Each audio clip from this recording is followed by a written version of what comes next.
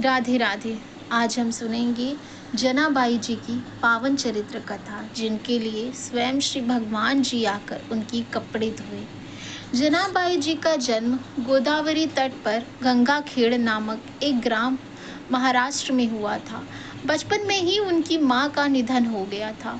उनके पिता उन्हें भगवान विट्ठल के दर्शन के लिए पंढरपुर लाए और वहीं उनकी भी मृत्यु हो गई। जनाबाई जी के हृदय में भगवत प्रेरणा से यह बात आई कि कोई भक्त अगर उन पर कृपा कर दे तो उन्हें भगवान का साक्षात्कार हो जाएगा। इसलिए जनाबाई जी ने 8 वर्ष की आयु में नामदेव जी महाराज के यहाँ सेवा करना स्वीकार किया। नामदेव जी निरंतर भजन परायण थे और निरंतर भगवान के नाम में डूबे रहते थे। नामदेव जी से महात्मा के यहाँ सेवा मिल जाना मतलब स्वयं प्रभु की सेवा से भी बड़ी सेवा मिल जाना था। जनाबाई जी के हृदय में एक ही बात थी कि वो नामदेव जी को प्रसन्न कर ले। जनाबाई अब नामदेव जी के पूरे परिवार का तन्मयता पूर्वक सेवा करने लगी।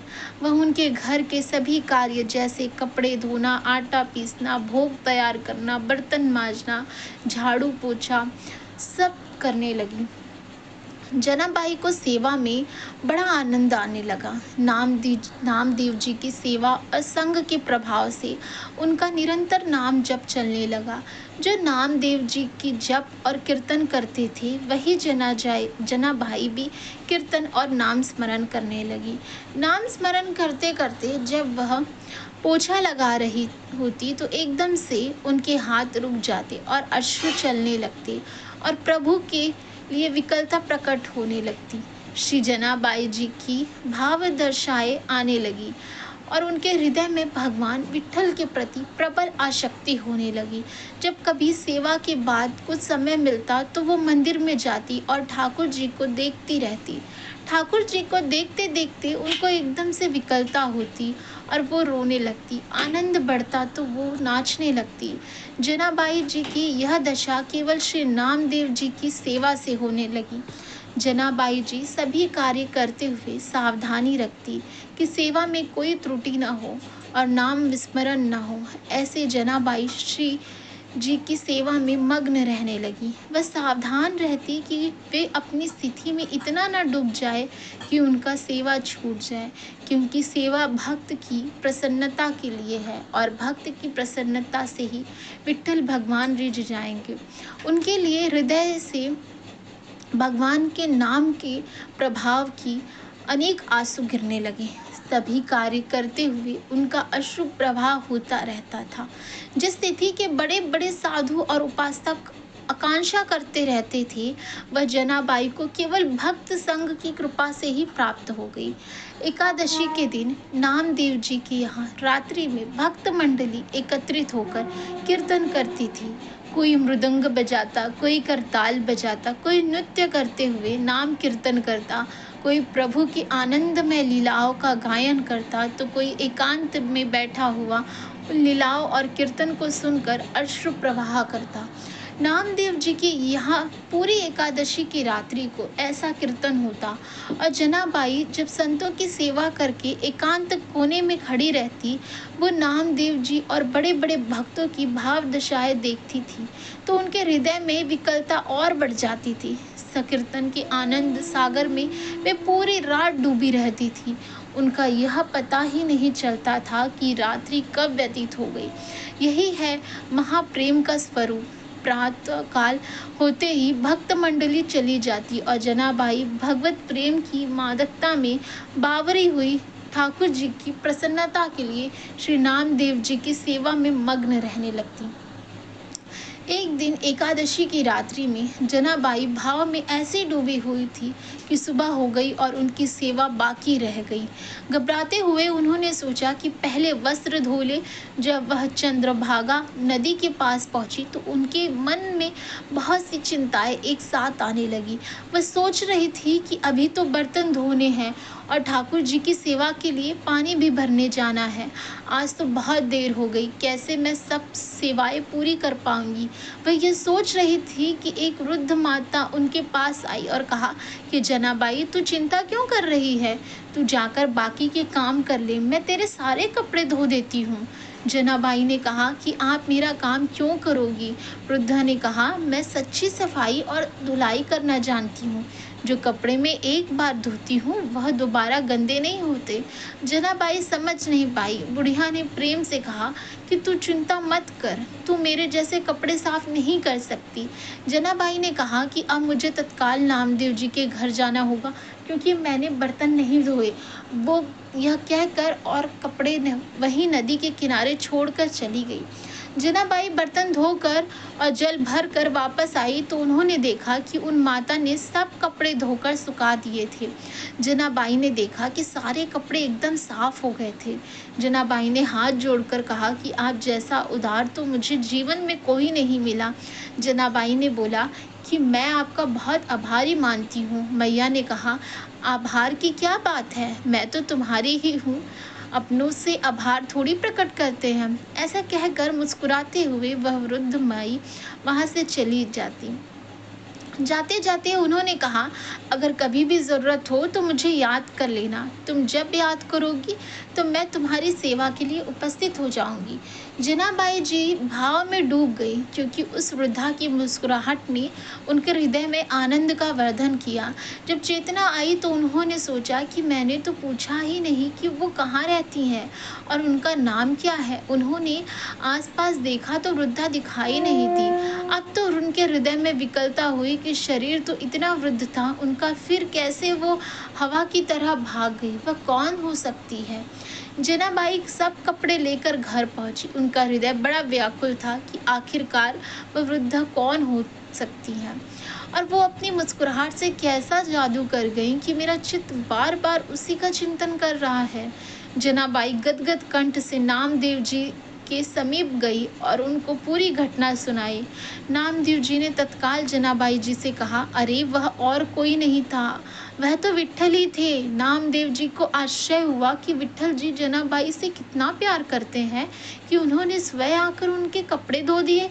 कैसी महिमाए स्वरूप है भक्ति का। श्री नामदेव जी ने कहा कि जनाबाई, तेरे तो अहोभाग्य है कि तेरे ऊपर ठाकुर जी की कृपा हुई, तू समझ नहीं पाई। अब तो जनाबाई के हृदय में और प्रणय को बढ़ गया कि प्रभु आए भी तो ऐसे छलिया रूप लेकर आए। जनाबाई रोने लगी कि इतने छलिया हो कि आप आए भी और मुझे परिचय भी नहीं मिला पाया, और दूसरी बात कि आपने मेरे लिए इतना कष्ट सहा, मेरे इतने सारे कपड़े धोए। प्रभु सदैव अपने भक्त के पीछे पीछे घूमते हैं। परम स्वतंत्र ईश्वर को अगर कोई बांध सकता है तो वह केवल उनके भक्त। एक बार जनाबाई जी प्रेम मग्न होकर झाड़ू लगा रही थी और उन्हें कूड़े का ढेर लगाया। जब वह कूड़ा भरने के लिए आया तो उन्होंने देखा कि टोकरी लिए हुए प्रभु खुद कूड़ा भर रहे थे। अब वो बुढ़िया के रूप में नहीं आते थे, अब वह साक्षात विट्ठल के रूप आते थे। चक्की में आटा पीसते हुए जनाबाई कभी कभी पद गाते हुए भाव में डूब जाती और इस वजह से चक्की रुक जाती। सेवा में कहीं देर ना हो जाए इसलिए ठाकुर जी खुद आकर चक्की पीसने लगते। प्रभु जनाबाई का अभंग सुनते रहते और जनाबाई जी प्रेम में मग्न रहती। जनाबाई जी घर में जब झाड़ू लगाती तो कचरा स्वयं विट्ठल भगवान उठाते। वह टोकरी को सर पर रखकर जनाबाई जी के पीछे पीछे डोलते। भक्ति की ऐसी अद्भुत महिमा है। भक्त की भक्ति से प्रभु अधीन हो जाते हैं। बार बार विट्ठल जी यही करते कि जनाबाई, मैं तुम्हारा ऋणी हूँ, मैं कैसे कैसे यह ऋण उतार सकता हूँ, मुझे बता दो। तुम मेरे भक्त नामदेव जी की सेवा करती हो। जनाबाई अगर उखली में धान कुटती तो प्रभु सामने खड़े होकर मुस्कुराते रहते। ये सब भक्त नामदेव जी की कृपा से हुआ। वे कहते कि जब मैं नामदेव जी की दासी बनी, जब उनकी सेवा की तो मैंने पाया कि दूसरा कोई है ही नहीं, एकमात्र मेरे विट्ठल ही है, चराचर जगत में व्याप्त है। वो सदैव मेरे सहयोग में है, मेरी सेवा में मेरे समीप है। ये सब मैं नामदेव जी की दास्ता से जान पाई। प्रभु मेरे पीछे पीछे डोल रहे हैं, यह सिर्फ नामदेव जी की दास्ता के कारण ही हुआ है। एक दिन भगवान विट्ठल का बहुत महंगा आभूषण चोरी हो गया। जनाबाई जी सेवा करने के लिए मंदिर जाती थी। सबको संदेह हो गया कि जनाबाई जी ने वो आभूषण चुरा लिया है। यह बात फैल गई। जनाबाई को लोग कलंकित करने लगे। ये बहुत भक्त बनती है, लेकिन देखो इसने ठाकुर जी का आभूषण चुरा लिया। जनाबाई जी को सभा में बुलाया गया और पूछा गया कि तुमने वो हार चुराया है क्या? जनाबाई ने कहा कि मेरे प्राण धन श्री विट्ठल भगवान है, मैं उनका हार क्यों चुराऊंगी? वह खुद मेरे हैं, मुझे हार चुराने की क्या जरूरत है? भक्त की भावनाओं को तो कोई भक्त ही समझ सकता है। जनाबाई जी ने शपथ खाकर कहा कि मैंने ये रत्न का आभूषण नहीं चुराया है। किसी ने जनाबाई की बात पर विश्वास नहीं कहा। राजा ने जनाबाई को सूली की सजा दे दी। सूली पर चढ़ाने के लिए जनाबाई को हाथ बांधकर चंद्रभागा नदी के तट पर ले जाया गया। जनाबाई जी के हृदय में आया कि बहुत बढ़िया, जैसे विट्ठल जी की इच्छा, वह बस विट्ठल विट्ठल जपने लगी। जैसे जैसे वो विट्ठल बोलती, वैसे वैसे सूली नुकीली लोहे का डंडा पिघलती जाती। ऐसा होते होते पूरी सूली पिघल गई। सब आश्चर्यचकित हो गए। राज सैनिकों ने जनाबाई को प्रणाम किया और उनसे क्षमा मांगी। यह लीला दो प्रभाव दिखाने के लिए हुई। पहली, जनाबाई जी को कोई भय नहीं था, क्योंकि वह सोच रही थी कि सूली की सजा मेरे प्रीतम का विधान है और मेरे प्रीतम के मिलन के लिए अब ये शरीर छूटने वाला है, तो कोई भय नहीं। और दूसरी बात ये कि एक भक्त कितनी महिमा से युक्त होता है, इससे प्रभु दिखाते हैं कि उनके भक्त को प्रकृति का कोई भी प्रहार विचलित नहीं कर सकता, नष्ट नहीं कर सकता। एक बार कबीरदास जी महाराज श्री नामदेव जी के दर्शन करने जा रहे थे। उन्होंने देखा कि कुछ शोरगुल हो रहा था। किसी से पूछा कि क्या हो रहा है। उन्हें बताया गया कि जनाबाई जी किसी स्त्री से लड़ रही हैं।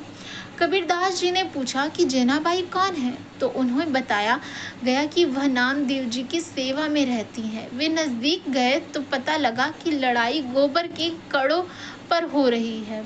उनके मन में विचार आया कि एक भक्त कंडों के लिए कैसे लड़ सकता है। वह ऐसे ही आनंद मग्न होकर उनका झगड़ा सुनने लगे। वह दूसरी स्त्री कह रही थी, कंडा मेरा है। जनाबाई ने कहा, नहीं, मेरा कंडा है। उसे स्त्री ने जनाबाई से पूछा कि तेरे कंडे की पहचान क्या है। जनाबाई जी ने बोला कि कान में लगा के सुनो, मेरा कंडा बोल रहा है विट्ठल विट्ठल। यह आश्चर्य की बात है। जड़ वस्तु से नाम गूंजने लगा। जब सामने वाली स्त्री ने भी सहमति दी कि कंडे से विट्ठल विट्ठल सुनाई दे रहा है, तो कबीरदास जी को भी लगा कि देखा जाए कि यह बात कितनी सच है। कबीरदास जी ने भी कंडे को कान पर लगाया तो विट्ठल विट्ठल सुनाई दिया।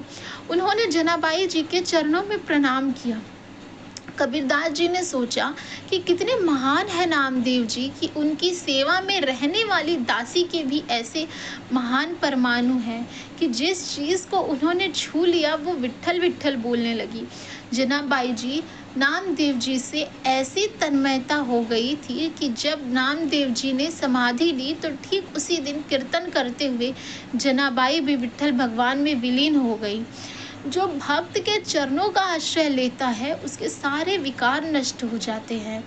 प्रभु उसे भगवत अनुरोग में रंग देते हैं। इस प्रसंग से हमें सीखने को मिलता है कि किसी भी भक्त की सेवकाई में प्रभु कितने प्रसन्न होते हैं और भक्तों के प्रति श्रद्धा रखने से भगवत प्राप्ति कितनी सरल हो जाती है। यदि हमें भी कोई ऐसा गुरु मिले जो हमें भगवान के प्रति हमारी श्रद्धा बढ़ाए, तो हमें वैसे गुरु को नमन करना चाहिए और उनके श्री चरणों में लिपट कर रोना चाहिए, क्योंकि गुरु चरण मिलना बहुत मुश्किल है।